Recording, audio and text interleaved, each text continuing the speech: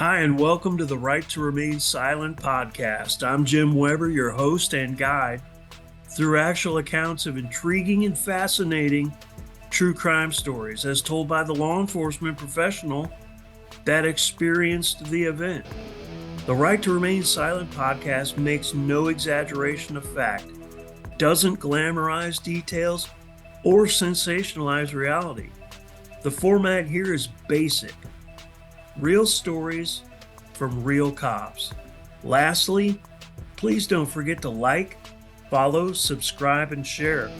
Doing this will help me continue to provide you, the listener, with captivating and relevant true crime stories. Now, let's listen in on today's episode.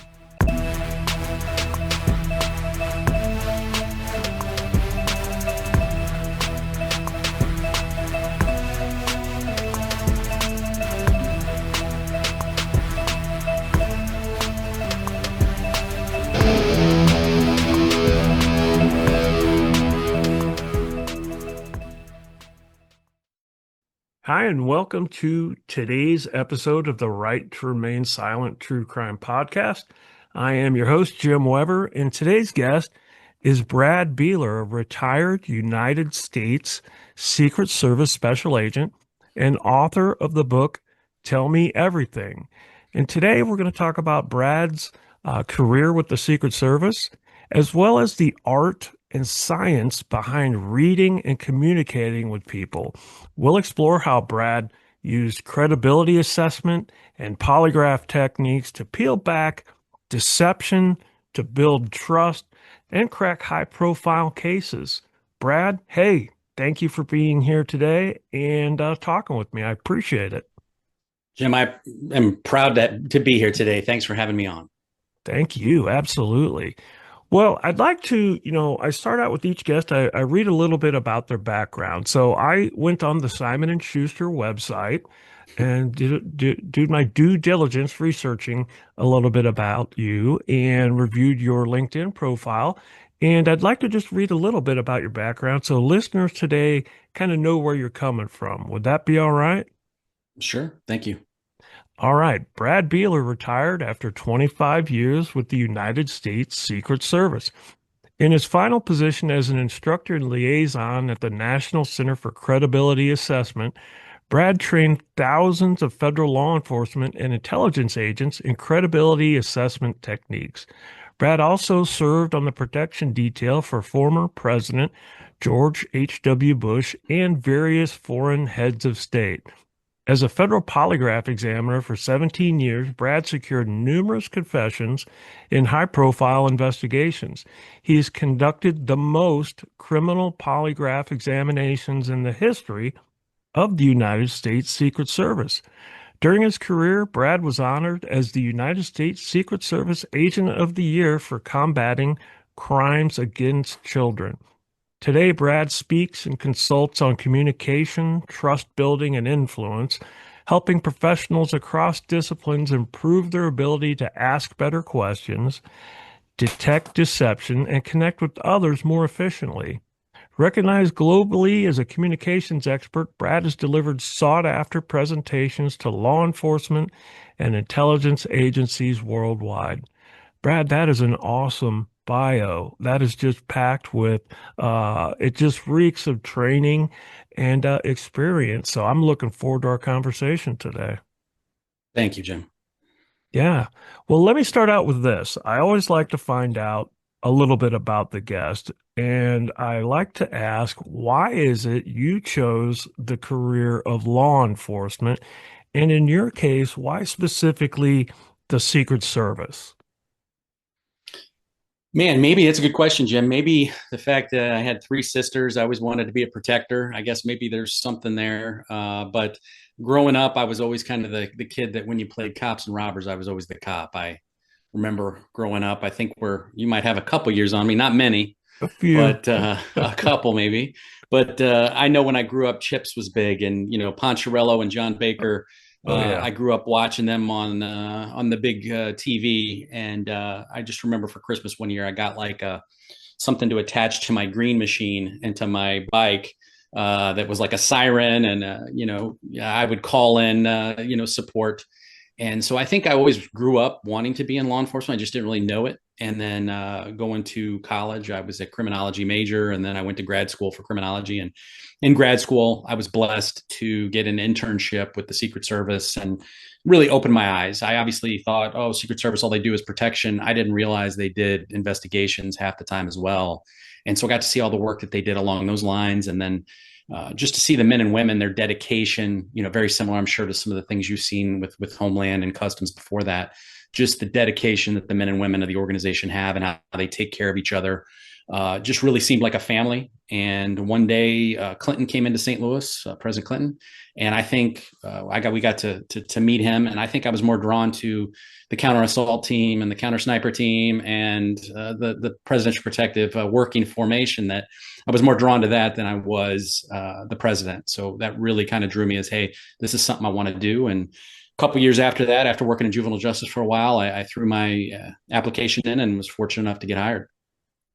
Good deal. That sounds like a great journey. And number one, Green Machine. You made me flash Oh back yeah, there. Those were the good yeah, old days right they there. were. Yeah, a lot of people were hurt on those, but they were fun. Yeah, absolutely. Um, I mean, you hit the nail on the head there. Those counter assault teams and just the presence that the Secret Service various teams bring to the table is so impressive, and I can see how that would draw an individual to a career like that. So once you threw your application in and submitted that, you go through the process and you get hired and you attend the academy. Could you tell us a little bit about your academy experience? I always like to hear each guest's perspective and what their thoughts were. Yeah, so the first half of it is just the CITP, so the Criminal Investigator Training Program at FLETC. So very, very, most agencies or many agencies send their individuals there for 12 weeks, where you learn basic law enforcement tactics and strategies and those types of things. And then the next 3 months is in Beltsville, Maryland, at the Secret Service Academy, where you learn a lot more specific things to the Secret Service mission, obviously protection, and then how we conduct our investigations internally. But I had a great time. I mean, you eat well, you get a workout almost every day, whether you want to or you don't want to. The All right. Secret Service training in Beltsville was very specific. It was, you've got basically a city up there that you can work in to try to train different scenarios. So they did a very, very good job of preparing us for day one. And then, as you know, what you get in training is one thing. The stuff you get back when you get on the field is what's really important. Having that FTO, that FTA, whatever it may be, that really shows you the ropes. And I was blessed to have, a third generation Chicago cop as Mm, my training officer. So he kept me safe on the streets of Chicago. yeah. Yeah. Well, that brings me to my next question is once you complete training at the academy, you go to your initial duty assignment, your initial city where you're going to work, and that was Chicago. Can you tell us a little bit about that? What was your initial assignment? What were your thoughts on the big city of Chicago and work as a Secret Service agent? Just share a little bit about that.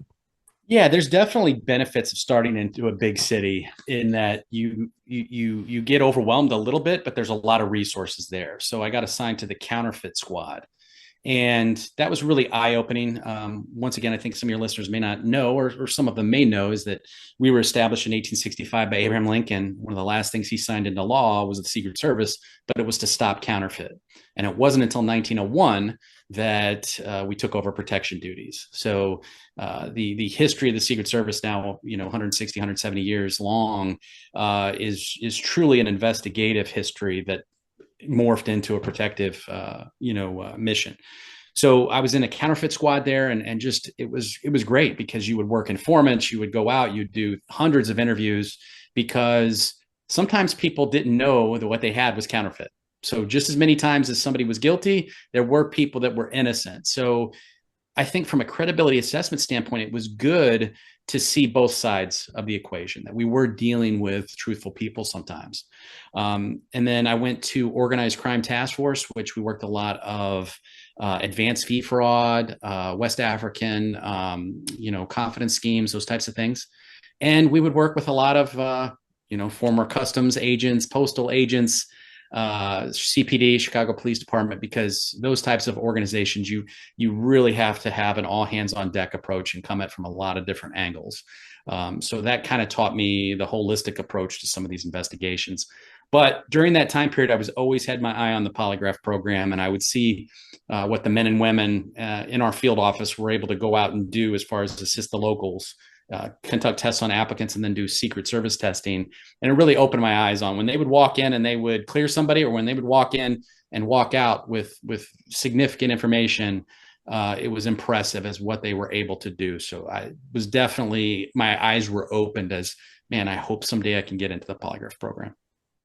Okay, yeah, yeah. And that's one of the questions I was going to ask is, what about that program drew you into it? And I think you kind of answered it there, but is that, I guess my question would be, was that a goal from the start of your career, or was it once you were in Secret Service and you began your journey, you discovered that program and you thought, wow, this is something I want to do?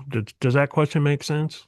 No, absolutely. So in high school, my best friend was deaf. And I bring that up because I've always been inspired by effective communication.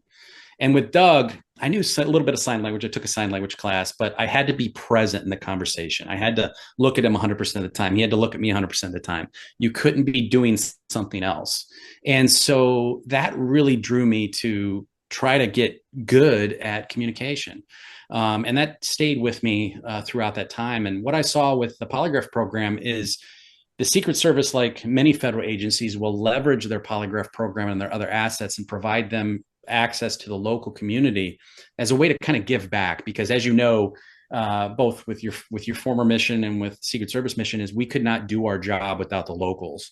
And when we ask for them to help, whether it be at the United Nations General Assembly or at a standard protective assignment, we're typically not reimbursing them for all of everything that they're doing. So we would provide free services with polygraph. And the great thing about being in a city like Chicago is there's a lot of opportunities for that. And so a Mhm. lot of child sexual assault cases, a lot of child abuse cases, and then unfortunately a lot of homicide cases that we were able to work. So to be able, as a young agent, I was still relatively young, 28 at the time when I got into the polygraph program, to be able to come in and be able to work a homicide, to be able to work, a major child sexual assault case, and then either to clear someone so that they could guide their investigation or exonerate someone, or to create an environment where that person felt comfortable enough to open up to you and say, I shot that man, I did this bad thing. And to be able to deliver that to the detectives so they could bring justice to this was just revolutionary. As far as my personal job satisfaction, that was great.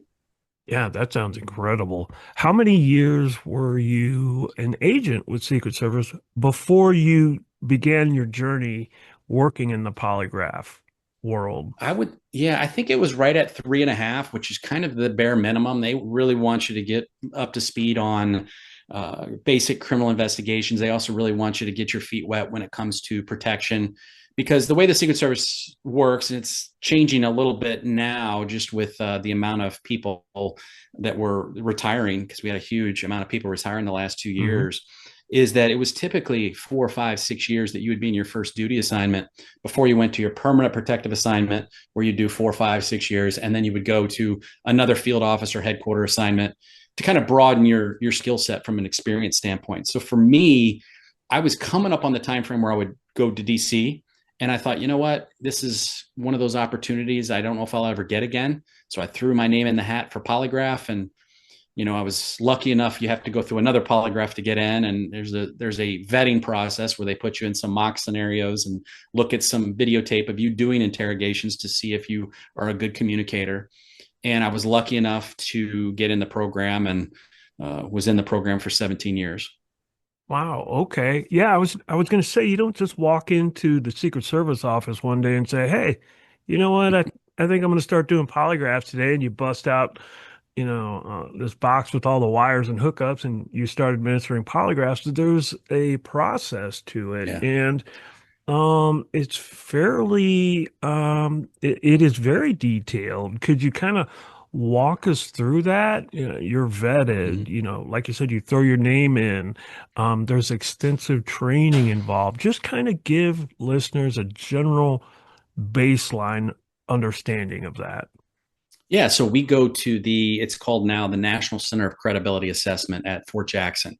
And the reason they have it is it's run by the DoD, but also to have access to basic trainees. So, Army basic trainees are the individuals that will commit fake crimes. They will act like they're applicants for the people that are going through the school. So, they're live, warm bodies that we can utilize.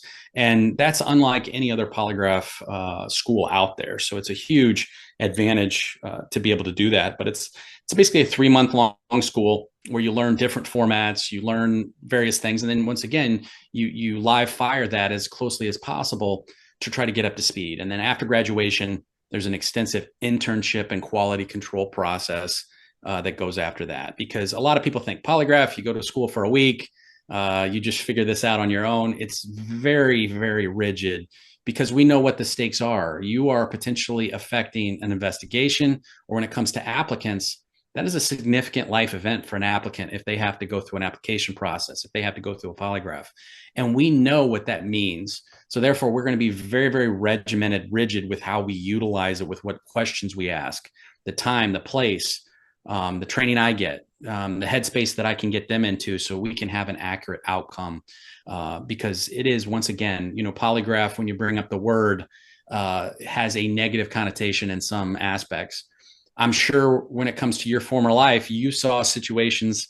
I know we have a mutual acquaintance, my former partner, Desmond, that we've seen the power, especially on child sexual assault cases, on CSAM, child sexual abuse material cases, of what polygraph can bring to the equation as far as trying to triage that.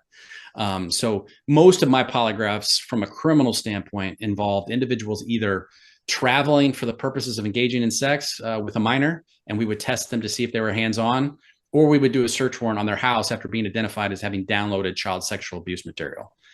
And after we did those polygraphs, 60% admitted to being previous hands-on offenders.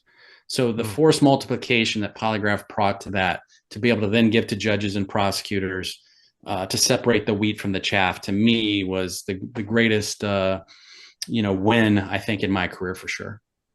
Yeah, yeah. Your explanation there is outstanding.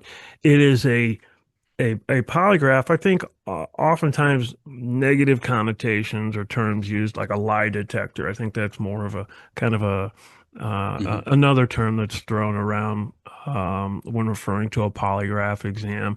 But you in your description, you hit the nail on the head. It's a tool. It's a very valuable tool investigatively. You can use it for so many things, like these child exploitation cases you talked about. You can use them for homicide investigations, and the list goes on. Intelligence. Within the intelligence community realm of law enforcement, they're administered and utilized. There's such an art and science to this tool, the polygraph. Let's just start kind of walking down the road of discussing this because there are listeners here today that just they're not quite familiar with how they Mm-hmm. work and what the goal is, and how an individual such as yourself, the great amount of work involved in conducting these things. So let's start out. Maybe you could tell us about how do you mentally prepare yourself to conduct a polygraph exam on an individual? Yeah, so if we start on the criminal side first, I think it may make a little bit more sense, and then we can jump over to the applicant side. On the criminal side, preparation is everything. I always tell people a good interrogation or a good investigative interview. Sometimes the word interrogation gets a bad rap. That's not what it means, but it's taken that connotation over time. Is a good investigative interview is like good barbecue.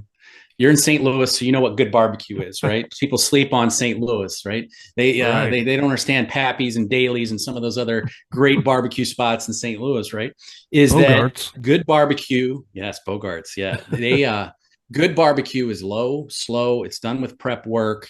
It's done with the right smoke. It's done, the right wood. There's all different aspects that filter into making good barbecue. And people use the word grilling when they talk about interrogation. That's not barbecue. That's doing something fast.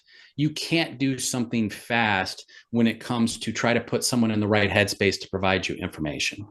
Okay, whether it be to exonerate themselves if they're a victim, whether it be to exonerate themselves if they're alleged suspect, or if it is somebody that did that bad thing, it's going to take some time and it needs to be done in a rigid process. I can't fix it after the fact. A lot of times people say interrogation, oh, you're just a closer.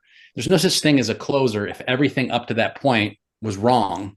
All right. I can't just put a little bit of based on at the end and okay, that's good barbecue if I have a bad product on the front end.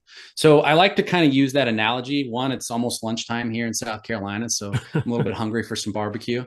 Yeah, But I am but it's one of now. those things where preparation is everything. In that, if I'm doing a criminal examination, I'm going to look at the social media footprint that someone that I'm about to talk to puts out there. And here's why. Jim, when you and I were kids, if somebody had a diary, they kept it locked under their bed. Nowadays, what do people do? They put their diary on their social media feed, Hmm. on their reels. Okay. We are all narcissistic to a certain point, but over the last 10 or 15 years, everybody wants to be Instagram famous or TikTok famous. So they share, they overshare, which one is terrible for scams because people can take Right. advantage of it and they can leverage that. They know when you're not home, but more importantly, they can create the fictional person with which you are most likely to want to talk to. So I will try to leverage that. And what I mean by that is I will look at someone's social media feed. I will try to understand, okay, that person is a Cubs fan. I'm not bringing up baseball because I'm a Cardinals fan. All right. They're a White Sox fan. Great. I'm going to be talking about the hatred for the Cubs, whatever the case may be. Right. Right. So I'm going to be looking at that social media feed. The next thing is, let's say we're doing a search warrant and I'm ultimately going to want to talk to this person.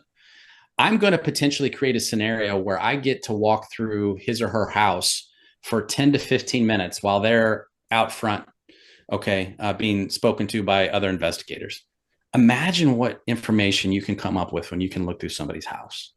You get to see their books, you get to see their DVD collection, you get to see murals and paintings that are hung up on the wall, their likes, their interests, pain points that they're going through. There could be overdue bills, things like that. So all this information I'm now putting into my head so that when I pop smoke and I subsequently interact with them later, think about all the lead time I have on them, what I know, things I should explore and things that I shouldn't. It's the same thing as being a good podcast host. You went on my LinkedIn, right? You went Yeah. on, various things to understand, hey, what might be some interesting things to bring up for the listeners, right? Well, I want to bring up interesting things for the most important listener, the person I'm talking to, because people want to hear themselves talk. I want to let them bathe in that dopamine of what's important to them. So then what I'm going to do is I'm going to ask them about family, education, employment. But most importantly, Jim, I'm going to ask them about leisure activities. And why that's so important is we've got 40 to 50 hours a week that are locked in with work. We've got what should be 50 or so hours locked in with sleep. There's a finite amount of time that's leisure activities. I want to know, what do you choose to do in your free time? So let's just do this, Jim. Let me ask you this. What do you like to do in your free time? I ride motorcycles. Okay. What kind of Yeah. motorcycle do you ride? Harley, a Harley Davidson. Okay. Okay. And the reason I obviously asked that is because there's different types of bikes, right? Is it a sport bike, crotch Right. rocket type, or you Right. the individual that's doing the Harley? What kind of Harley is it? It's a Fat Boy. It's an old one, 2004, old school. Oh yeah. How long you been doing it? Oh, wow. I've been riding bikes since I was a kid, but that particular Harley, over 20 years now. Okay. Where do you have you gone to Sturgis and I have. I've been to Daytona and yeah. Sturgis, rode different destinations in the U.S., out to the Rockies in Colorado, out on the East Coast. All through the Midwest down to Yeah. What was Texas. what was your favorite spot? I'd say I really enjoy, of course, I enjoyed Sturgis, just the scenery, number one out there.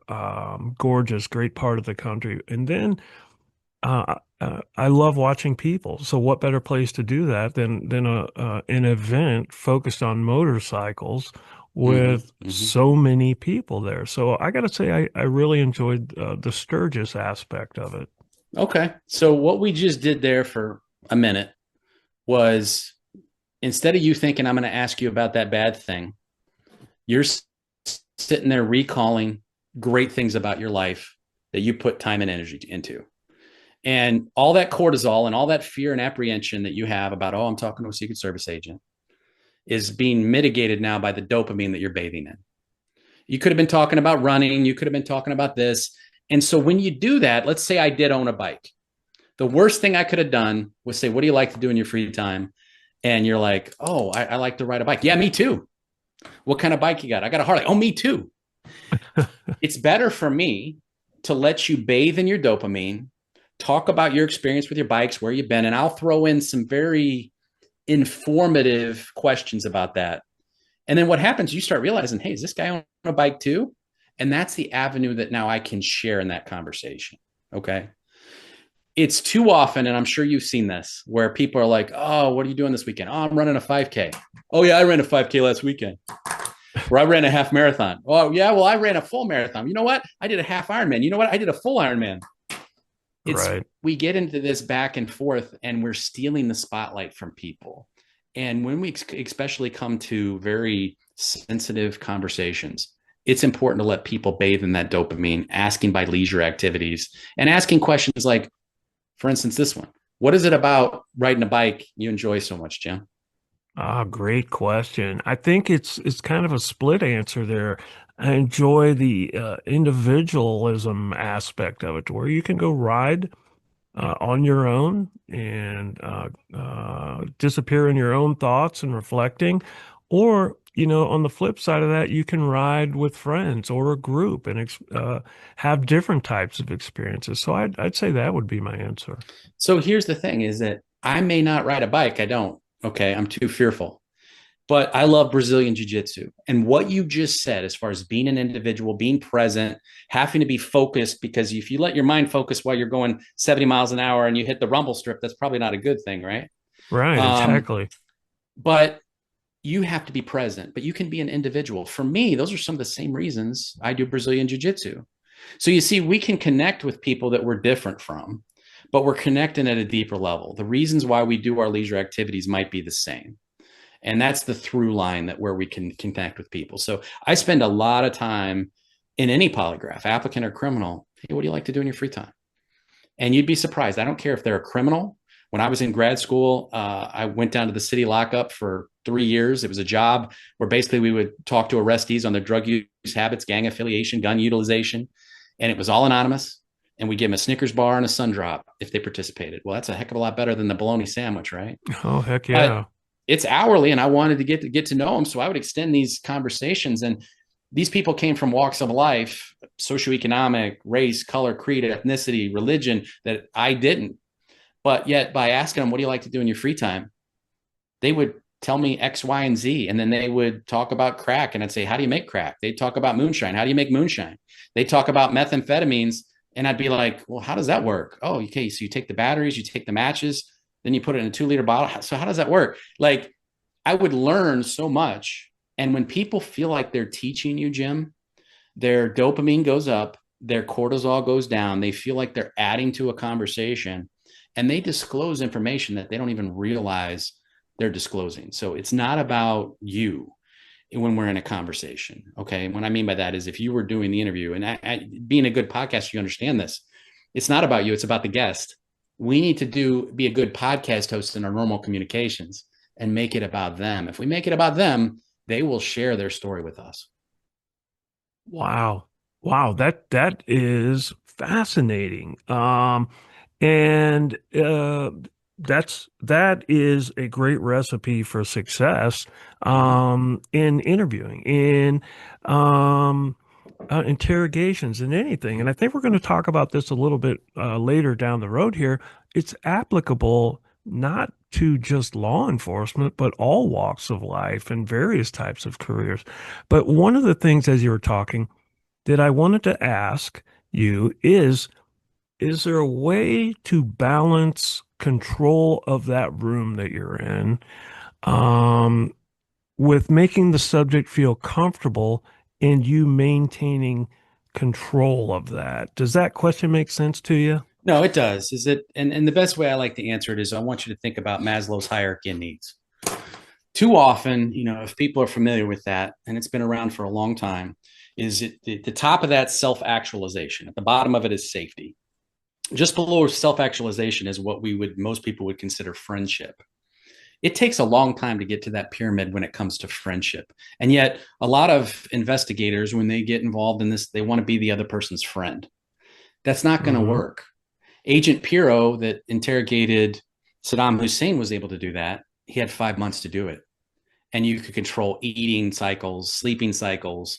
They were very similar as far as their background. That can work in that type of scenario. I'm never going to be able to get that. So for control for me is I want them to have a perception of control. And what I mean by that is they're not going to get hurt. Hey, what can I get you to eat? What can I get you to drink? Would you like to Hmm. use the restroom? Those are choices, right? But they're also assuring safety. So the base of that pyramid is very few people are going to talk to you if they don't know why they're there, they don't know what was about to be discussed, if they're afraid of their personal safety, if they're hungry, if they haven't slept, and if they hadn't had something to eat. So if I can at least provide those options, I'm going to be putting a metaphorical halo over my head when I'm talking to these people. So perceived control is very, very important. You see this at the dentist office, Jim. I don't know the last time you went to the dentist office, but when you go there, what do?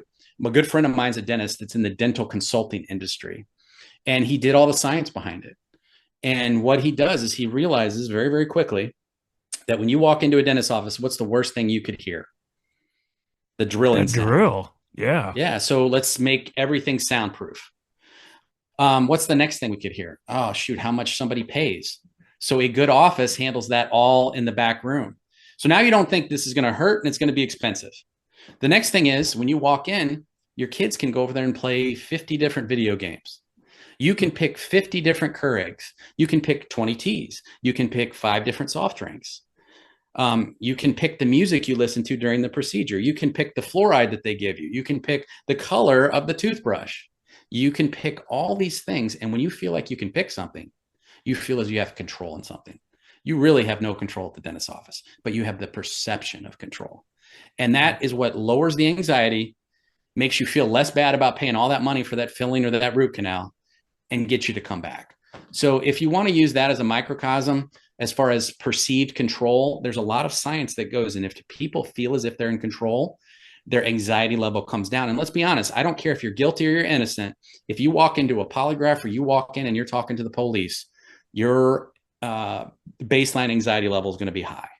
Hmm. So if I give you that perceived control, and then one of the ways we can use to as a barometer to that, if I give you something to eat, Jim, and we're talking, it's 30 minutes into the conversation, and you haven't touched that granola bar, you said you're hungry, but you're not eating it because you're anxious. That's a good barometer for me, is that I need to take a little bit more time. Okay. A mammal won't eat if its heart rate is elevated. It just won't. So what I need to do is I use that as a barometer to determine now is now a good time to talk. And they start eating. Now their heart rate's at a certain point where they're probably gonna be a good witness for me. Okay. Excellent. That leads me to one of my next questions here is, when we've talked about the psychological aspect, and there's much more conversation we're going to have about that, but what, for the benefit of the listeners, what physical responses are typically measured by a polygraph? What are you monitoring real time when you actually, for lack of a better phrase, hook somebody up Yeah, to yeah. the No, equipment? that's what most people view it as. We will call it attach the components, but yeah, hooking them up is on the box versus attach the components of the polygraph instrument. Right. But yeah, we'll put pneumograph tubes on, which are going to be on the upper and lower, or the upper chest and lower abdomen, and those are going to look at the rise and fall of the chest. Okay, they're going to look at breathing rate and quality, and then I'm going to have a cardio cuff, and that's going to look at basically what we think of as heart rate and blood volume that's passing through that cuff.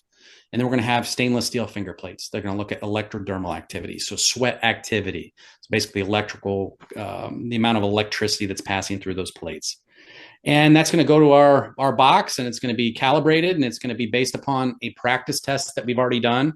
So there's a lot of steps that go into this process that try to make polygraph as accurate as possible. Okay. And it is not perfect. It should not be used in court. Most likely we haven't, got to that point where something is 100%.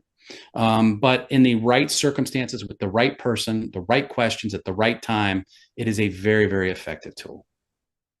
Right, absolutely. And that's a great word, tool. It is a great tool in everything that you're doing here. Mm-hmm. Um, let's talk a little bit about when you're doing an investigation or an interrogation or a polygraph, how important are first impressions when you're interacting with an individual? And when I say first impressions, I mean your first impression of the individual that Yeah. you're interacting with, in addition to projecting yourself and the first impression that that individual gets of you. How important is that? Yeah, also definitely two sides of a coin there, Jim. And I think we take them both ways because they're both, I think, two of the most important things that we have going on in law enforcement and business. I think this transcends a lot of different things. So, a first impression, I want you to think evolution. It is, I want to look at your face and I want to look at your hands. It doesn't matter if it's Kit Carson traveling out in the Western US as a trapper in the late 17, 18, early 1800s. Hmm. When he comes around a corner, he doesn't know if he's going to meet the Blackfeet or another tribe that may be peaceful. He's going to be looking at them, their face and their expression and their hands, because he doesn't speak the language. And within a second, he's going to determine, am I in fight or flight mode here? Okay. Am I, Hmm. is this person coming to me with raised eyebrows? Are they showing their carotid? Are they showing me their hands? Are they showing me contempt? That is a first impression. Okay. So we have to reverse engineer that and think, if we are about to meet somebody, what things can we do to create not a neutral facial expression? Because we are still beholden to our past when it comes to that. Neutral codes negative. What I mean by that is with lack of other information, if you see a neutral face from me, you're going to view that as adversarial. So to get around that, okay, I want to give you a slight eyebrow flash. I maybe want to give you a little slight tilt with my face because it shows my carotid. That's a friend sign. I want to be ventrally fronted. And what do we sometimes do in law enforcement? We blade, right? We go gun Right. sight away. And look, once again, I'm not talking about officer safety. When it comes to officer safety, first impressions, look, we may be wrong sometimes, but I'm erring the side of caution. If my hair on the back of my neck stands up, I'm erring on the side of caution. And if I offended you by walking to the other side of the street or hurrying to my car or calling for backup, I don't care. That's my safety. So first impressions there are great. Listen to them when it comes to safety. When it comes to business and friendships, be very, very careful. And here's why. So I want to make that good first impression. I might show an eyebrow flash. I use them by their appropriate name. I introduce myself by my first name and not my title. Okay. I give them a dry, warm handshake. All right. If I'm seated, I'll be sitting on my hands to make sure it's dry and make sure it's warm.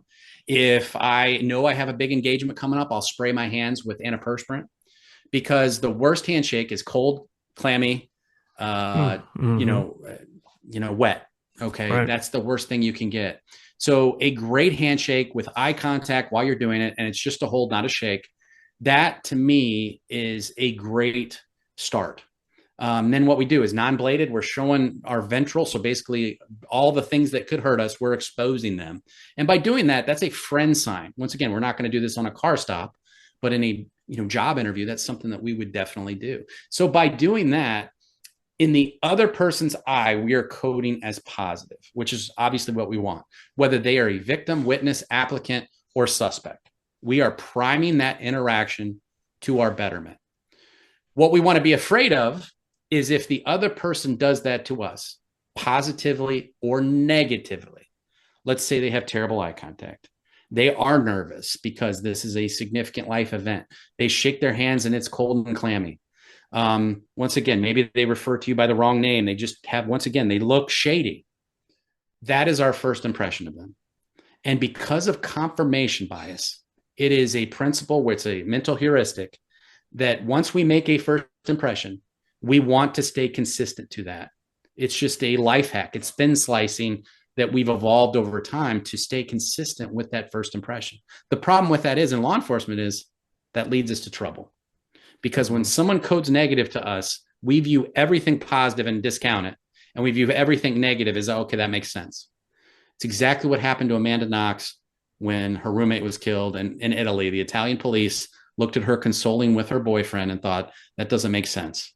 She gave in their view, a bad first impression. So everything that fit that narrative, they ran headlong into. And anything that said she's innocent, that doesn't make any sense. First impressions lead to false confessions. They lead to false convictions. And we really need to have somebody there in our investigative in our field office, whatever the case may be, in our unit, that almost red teams our assumption and looks at it and says, well, what about this? Could it be that?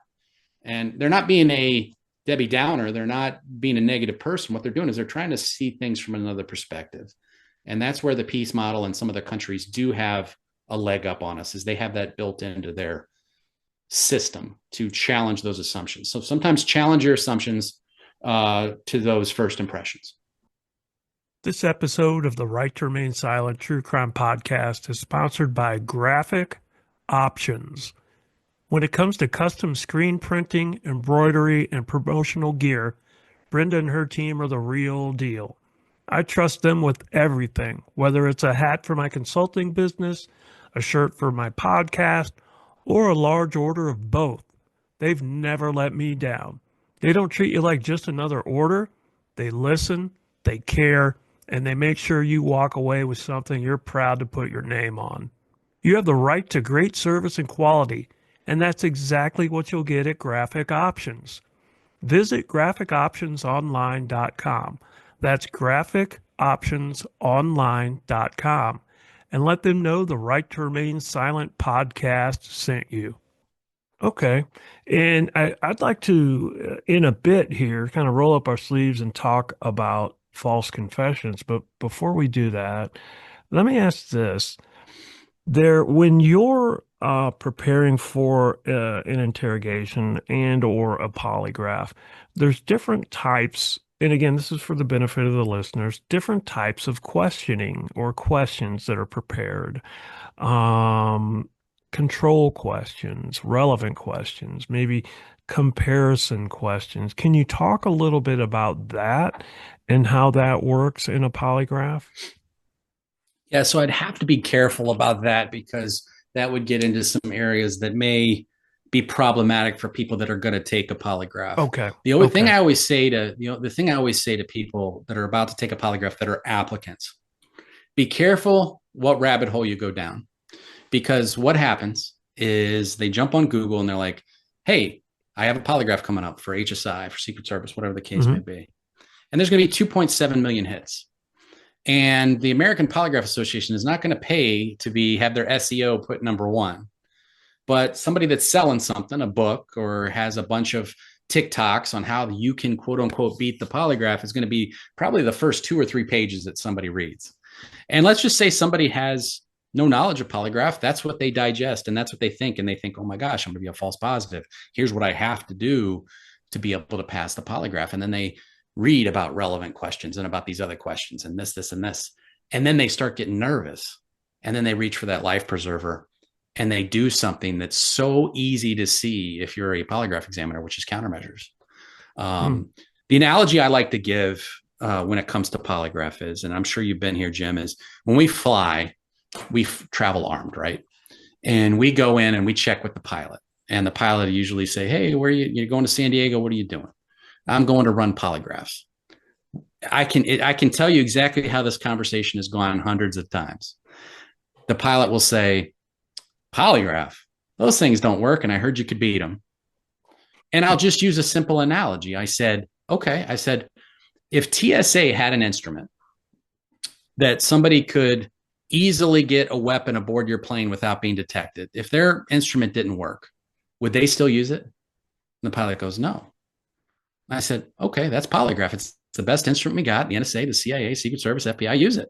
It's not perfect, but it's a very good tool. And if you saw the adjudicated material we got out of it, it would blow your mind.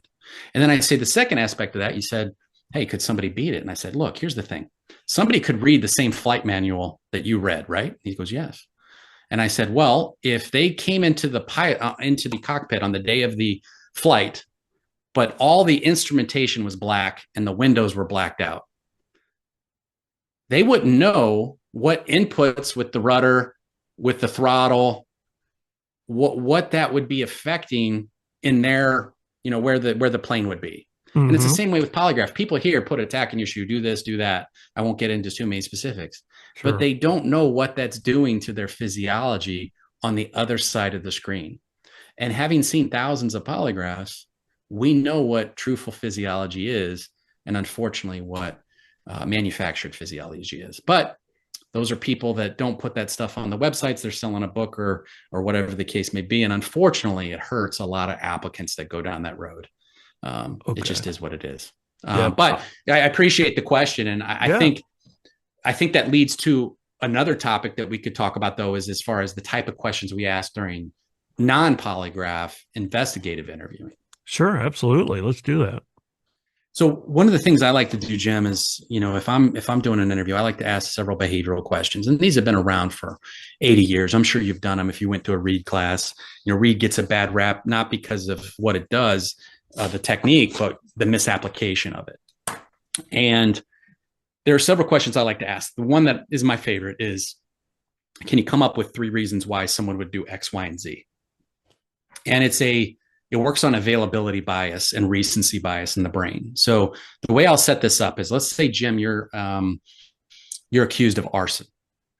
So what I would do is I say, hey, Jim, help me out here. I wonder if you could, hypothetically think about why people would commit an arson. And here's what I mean, Jim, is if I ask somebody, can you come up with 3 reasons why somebody would rob a bank? Somebody may say, I don't know, they needed money. It was another person's idea, whatever the case may be.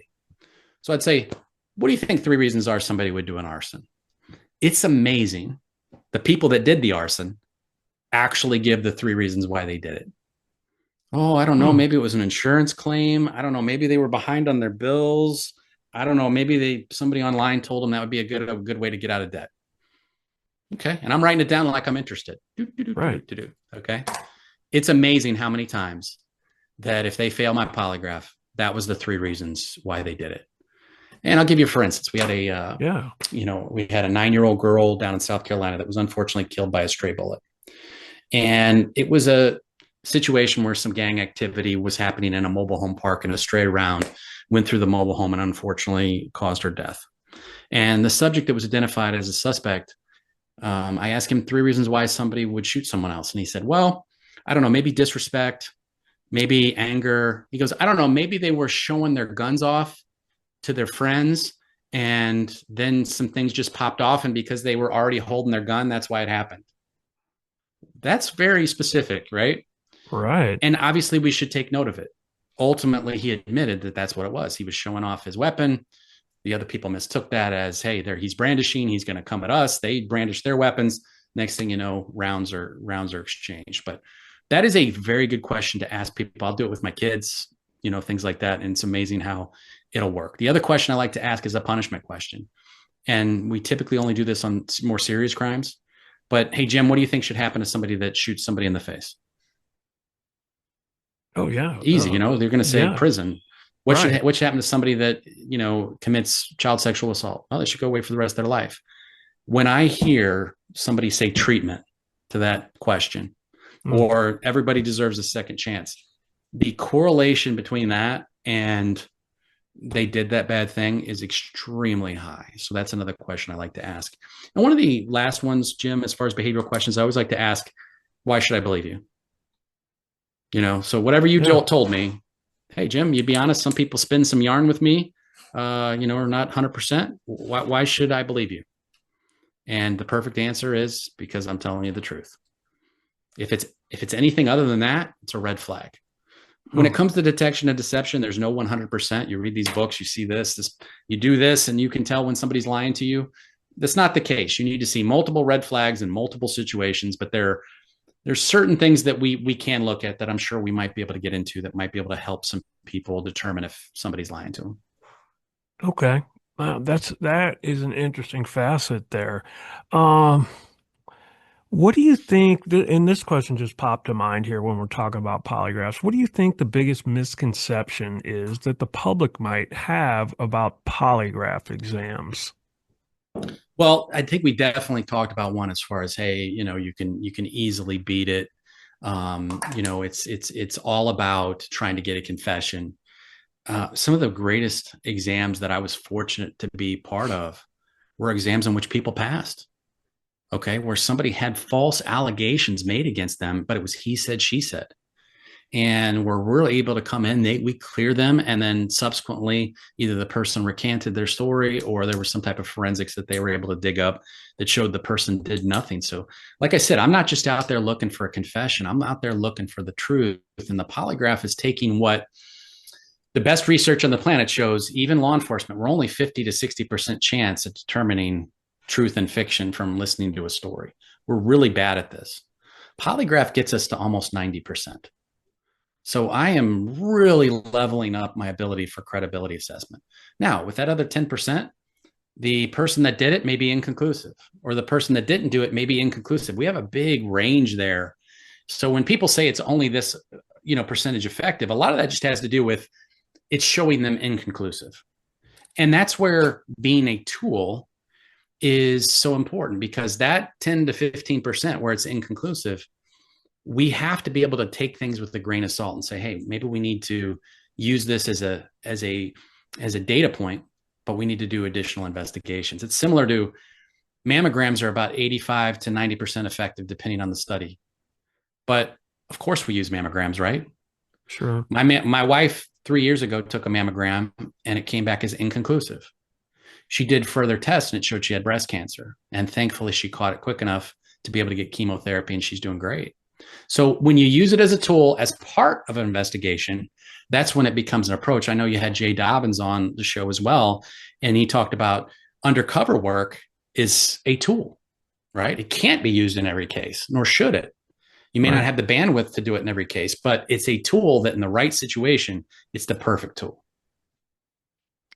Great point. That is a great point. And speaking of perfect situations, that kind of leads me to the question of we touched on this initially here, but these types of this tool can be incredibly effective in, and you discussed briefly child exploitation types of cases. Are there any, and I don't even know if this is a fair question, are there any standout cases from your career involving child exploitation or cybercrime, child abuse types of investigations that stand out where you were involved with utilizing a polygraph? Yeah, I mean, some of them blend together. I know several in particular, but I was fortunate enough to be able to do about 300 of what we call internet crimes against children polygraphs.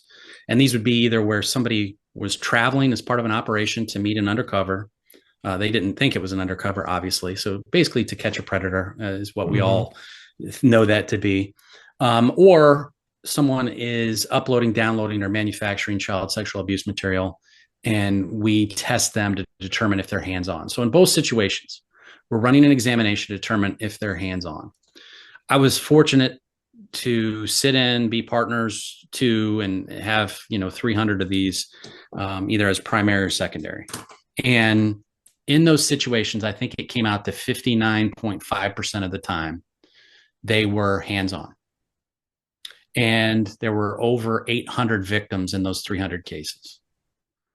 Now, 25 to 30% of them passed. And we were able to triage that cases to say, hey, they were window shopping. They were maybe going down a road, and now maybe we can stop them from progressing to the next stage.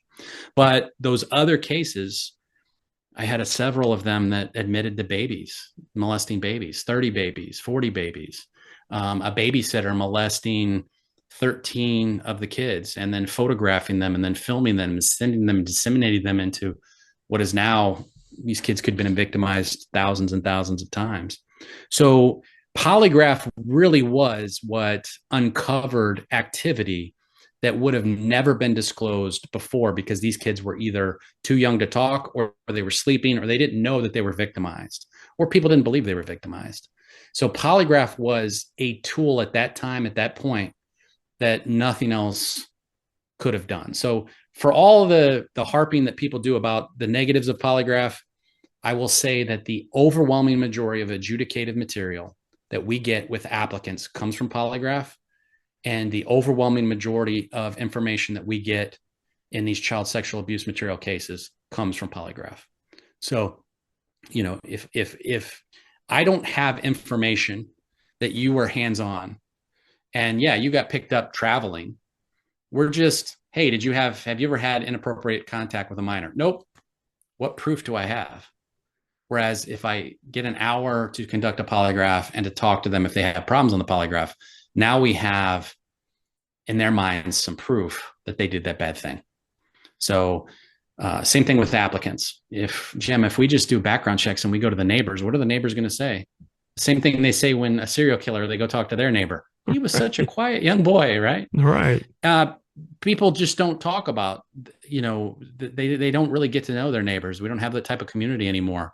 So running a polygraph on an applicant is what uncovers the overwhelming majority of information, more so than a background check.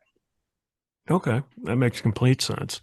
We touched on this just briefly a bit earlier. You had mentioned false confessions when dealing with Mm-hmm. individuals and administering these types of exams. Can you talk a little bit about that? Maybe explain what a false confession is and maybe examples that you might have seen throughout your career. Yeah, so I think we've all seen certain Netflix shows, certain YouTube videos. There's some pretty infamous ones out there where people make a false confession. And what that's created is it's created an industry in which many people characterize the way law enforcement talks to people as being sinister, as being we're pounding on the wall, we're making promises, guarantees, we're being disrespectful. And unfortunately, it's also led to I got to be careful what I say here, but an industry in which now they want to make money off of that, meaning we're going to develop new types of interview, interrogation strategies, whatever, that are going to eliminate false confessions. And they may eliminate false confessions, but they may also eliminate confessions as a result of what they're doing, right? Mm-hmm. So what's been brought into the spotlight is what has traditionally been called the Reed approach to interview and interrogation. And this came about from John Reed in the 1930s and 40s and has been taught since then. It's obviously been evolving, but is a non-confrontational approach. A lot of times people think it's a confrontational approach. No, that's a detective or an agent not doing what they were instructed to do. It's also talked about lying about evidence. That is not the Reed approach. You should never lie about evidence. If I lie about evidence and say, Jim, I have DNA of you being at that place. Damn, I can't fight DNA. And somebody on the fence, maybe somebody that, is impressionable, may give a false confession to that. So I'm never going to lie about, evidence. Someone that has mental health issues, I'm going to be extremely careful talking to them. I'm going to definitely make sure I have holdback information that can prove what they say, okay, is a true confession. I'm going to be very careful with people that are using drugs, or more importantly, in my opinion, people that are withdrawing from drugs. Because you've probably dealt with a lot of people that are 24 hours removed from heroin or fentanyl or something like that, and they're dope sick. They Right. will do and say anything to try to get dope. And if that's, yeah, I'll confess to this thing so that I can get right. So that's a problem. There are impressionable people out there. But the thing for me is I'm not going to do a 10-hour interrogation. I'm not going to do quid pro quo. I'm not going to diminish culpability when I'm talking to people and say, oh, look, you'll get probation for this. When I know that if they admit to this, it's a murder, they're not getting probation. I'm not going to, once again, do false evidence and things like that. So we've identified, and the one good thing about some of this research projects that are out there is they have identified things that lead to false confessions, but they're trying to throw the baby out with the bathwater. I still need, when I'm talking to somebody, to be able to blame outside factors, to understand why they chose to do this thing, and to diminish not the culpability, but the impact of their actions. I need to be their buddy. Blame, understand, diminish impact, demonstrate that through stories, and focus on the why and not the what. Okay. So the analogy I like to give, Jim, is this. I'll give you a scenario and I'll ask your opinion on it. What do you think should happen to this man? This man was a hero to his country in World War I. He was awarded for valor for his actions in World War I. He was very introverted. He got into politics in the 20s, kind of found his voice in the 30s, became a much better public speaker. He assumed control of his country. And if we just want to focus on his actions, he burned to death over 1 million civilians. Okay. Horrific act, right? They don't even, you can visualize them without even thinking about it. But from a justice standpoint, what should happen to that person? We're talking Hitler here, correct? No, we're talking Harry Truman. Okay. See what I'm saying? And here's what I Yeah. mean. How you pitch What it. was, yeah, how I pitch it, right? So some of that's confirmation bias, some of that's how we speak. But more importantly, I focus on this. If I was going to interrogate Harry S. Truman, what would I do? I would blame outside factors. I would blame the Empire of Japan for December 7th. I would understand, Harry, that you did what you did. I may not agree with it, but I'd say, Harry, I understand that after Peleliu, Saipan, Iwo Jima, Okinawa, you saw the Empire of Japan was not going to give up. So you felt that this was right. I would diminish the impact by saying, Harry, you saved lives by doing this. By firebombing those cities and by dropping atomic weapons at Hiroshima and Nagasaki, you did what you thought was right. Okay. But also, you saved lives. You probably saved millions of lives by doing what you did. I would demonstrate that as a metaphor, saying, look, you were like a ship lost in the ocean and all these waves crashing against you, and you felt like you were without a bearing.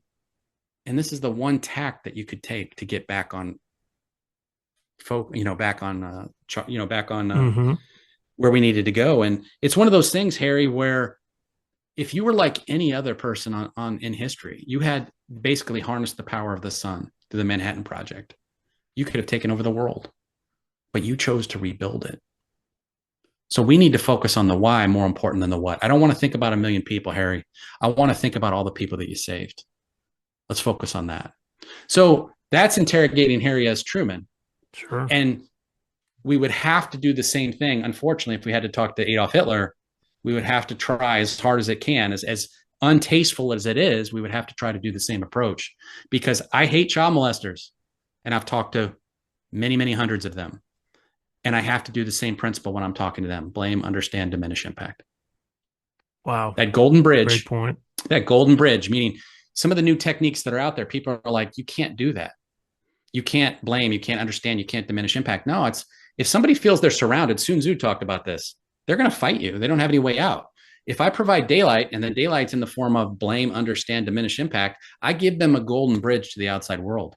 I'm not offering promises and guarantees, but I'm offering validation that that time, that place, that moment, whatever the case may be, they made a mistake. There might have been situational factors involved. With homicide, it was usually pretty easy, right? My gang was trying to get territory. You shot our guy. We're beefing over this. Like, that was easier for me to kind of digest. The child molesters, that was more difficult, because it's impossible to think, well, why would you find a baby? Why would you be sexually interested in a baby? So doing blame, understand, diminishing impact on those types of cases was hard.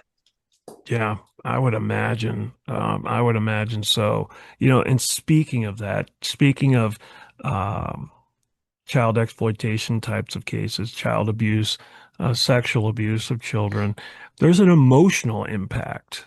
People might think that police or special agents are robots, unemotional in pursuing or conducting their job responsibilities, but that's not the case. This is an emotional thing as well. Can you talk a little bit about that, the emotional impact that it had on you during your career, that it typically has on individuals when when doing just what you said,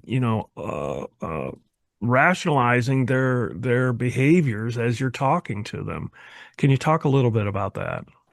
Yeah, I appreciate you asking the question, Jim, because it's something that definitely hits home for me. And I know that in your previous work with HSI and customs before that, you saw the forensics men and women that did the amazing work on child sexual abuse material cases. And especially when this first started, before some of the newer algorithms and search type, things that we could do to, so we wouldn't have to look at the images. We still have to look at images, but before we had to look at all the images. And the mental trauma and mental baggage that people would get having to look at this imagery is awful. And then having to go talk to the person that did that thing. So I had some great advice long ago, and it was never look at the images. And the reason being is that doesn't help you with the interrogation. So I would just get, hey, what is this individual looking at? The age, the sex, activity, like what are we talking about? Okay, because somebody that's molesting a baby is somebody different than some, is having sexual contact with a 13-year-old. Doesn't make it right or different. It's just how I approach them may be different. Right. So that's the only information I would really get. So it was a little bit easier, but I remember when I was in St. Louis and doing 2 or 3 of these a week, it was really hitting hard. Because the person you are in the box is definitely different than the person that you are at home. And when you have kids at home, it makes it very, very difficult when you're up till 2 in the morning talking to a bad guy about why he did that thing.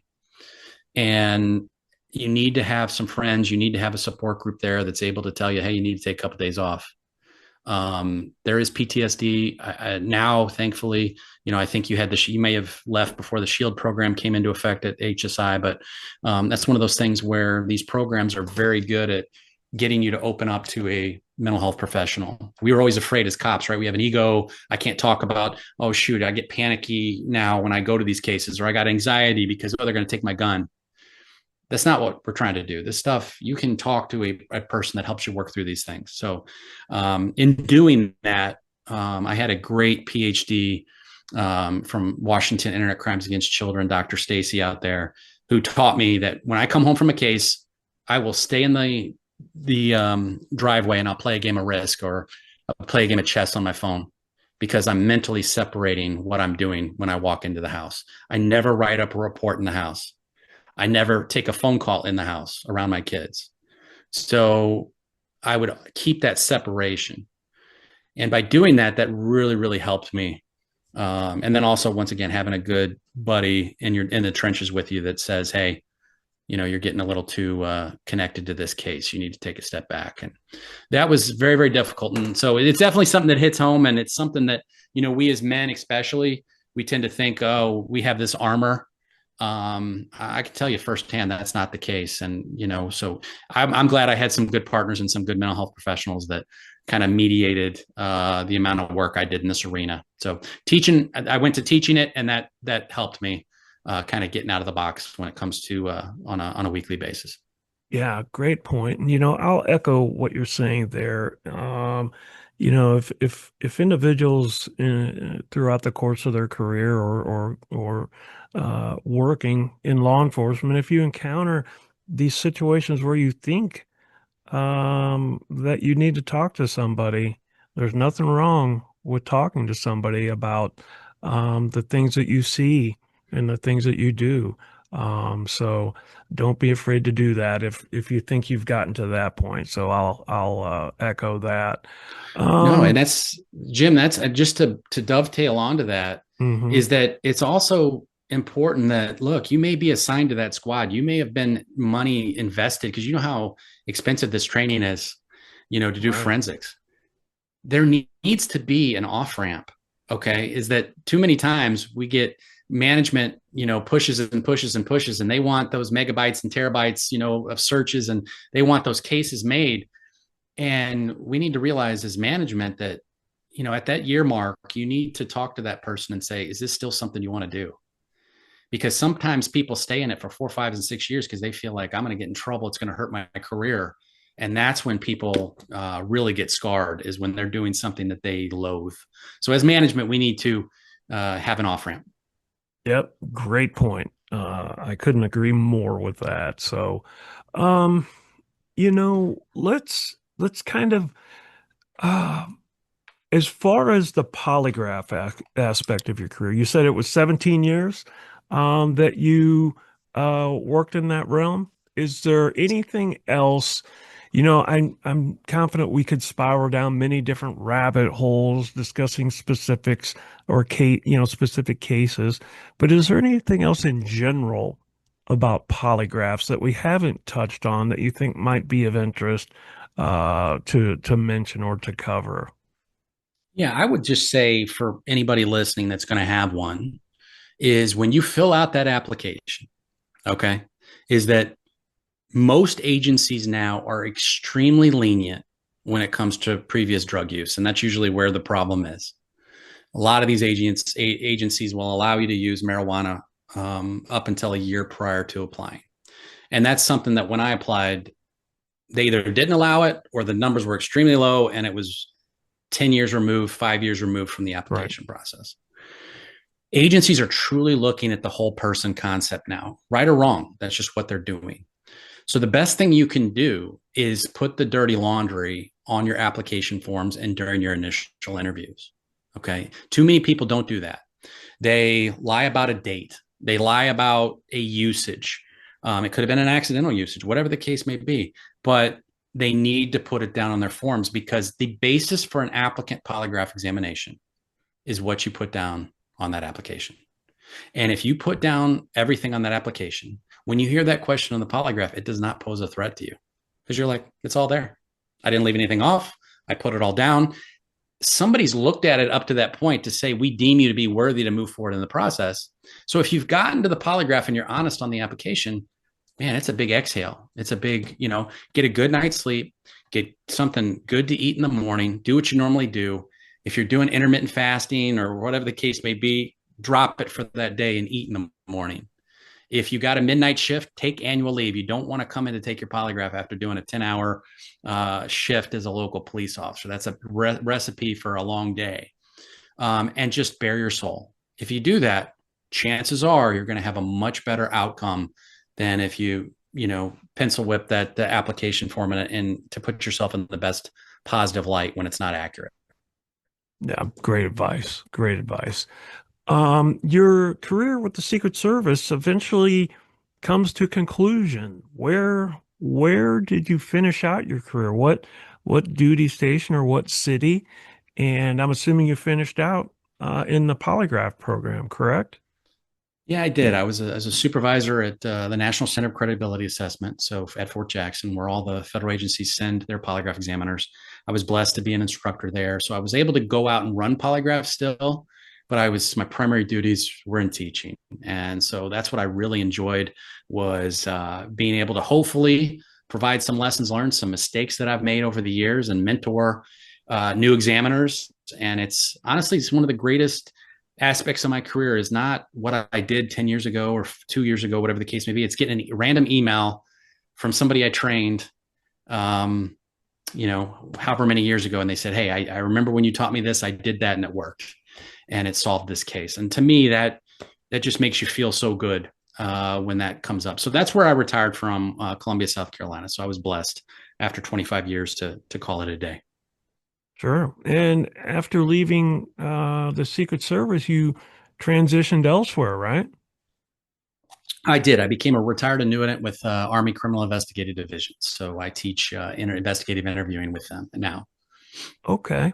Excellent. And as part of retiring from Secret Service and your current responsibilities now, you wrote a book, right? Can you tell I us a did. little bit about that?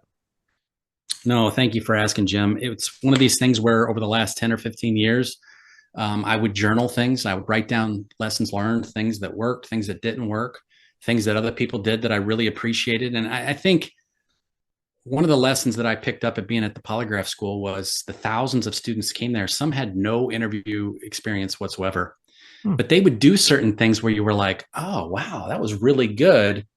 It's almost like jujitsu in that I love Brazilian jiu-jitsu, been doing it for the last 10 years. And this is its 100th year anniversary of Brazilian jiu-jitsu. And the things that have worked have been continued to be taught for those 100 years. The things that don't work fall by the wayside. because in a live application, they don't work. What happens on the mats is what gets taught, what works on the mats is what gets taught, in the future. And, but however, same thing with communication in jujitsu, sometimes people come up with things and they had no previous experience whatsoever, but their brain just functions in a different way and it works. And in communication, I would see that once or twice a year. I would see something that was like, wow, that theme, that approach, that is amazing. And it would come typically from a place of somebody having no experience. And we would take it and we would integrate it and we'd use it and we'd try to evolve so we wouldn't be stale. So for me, that was the thing I took away in my last 8 or so years of my career, is that you can learn from anybody. As a brown belt in jiu-jitsu, I learn from white belts all the time. Is someone that I like to think I'm good at my job with investigative interviewing. I can learn from people that have never done it. And if you come in with an open mind, you can learn from anybody on this planet. Absolutely. Absolutely. And, I think something important to mention is that your book isn't just for law enforcement and isn't just specific to individuals that conduct polygraphs. It is information and skills that can be applicable to anyone across the board, no matter what your profession is right? Yeah, absolutely. It definitely started out as a law enforcement book. I said, hey, how can I take first impressions and go all the way to confession?